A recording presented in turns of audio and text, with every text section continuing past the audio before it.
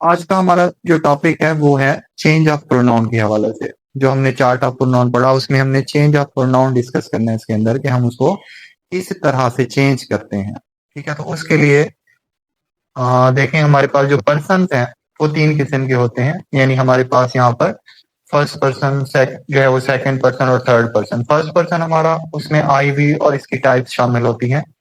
जो second person है उसमें यू और इसकी टाइप्स होती हैं। जो थर्ड पर्सन है उसके अंदर जो इनके अलावा जो है होते हैं जैसे ई शीट डे वगैरह और इसकी टाइप्स हमारे पास थर्ड पर्सन में होती हैं।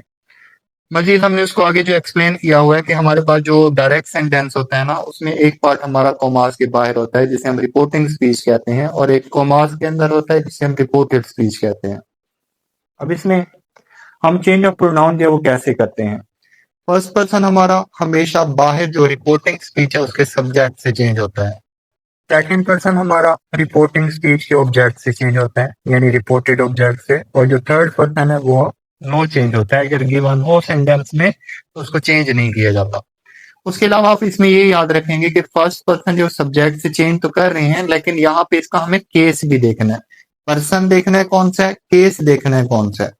पर्सन जो है वो फर्स्ट है तो सब्जेक्ट से चेंज होगा, फिर उसी पर्सन का केस भी देखना है कि वो सब्जेक्टिव केस है, ऑब्जेक्टिव केस है, रिफ्लेक्सिव केस है।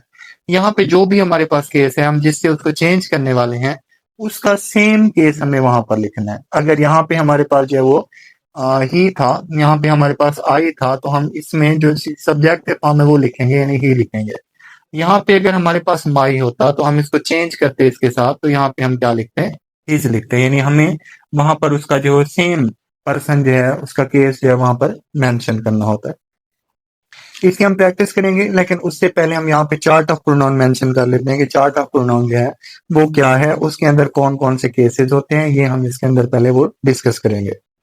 First person, second person, third person.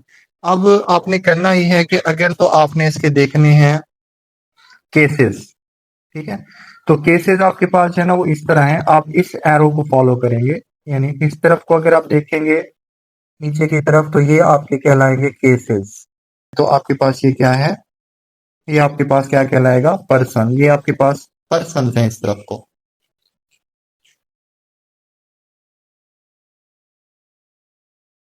इस तरफ को पर्सन है, ये सारे फर्स्ट पर्सन हैं, ये सारे सेकंड पर्सन हैं और ये सारे थर्ड पर्सन हैं।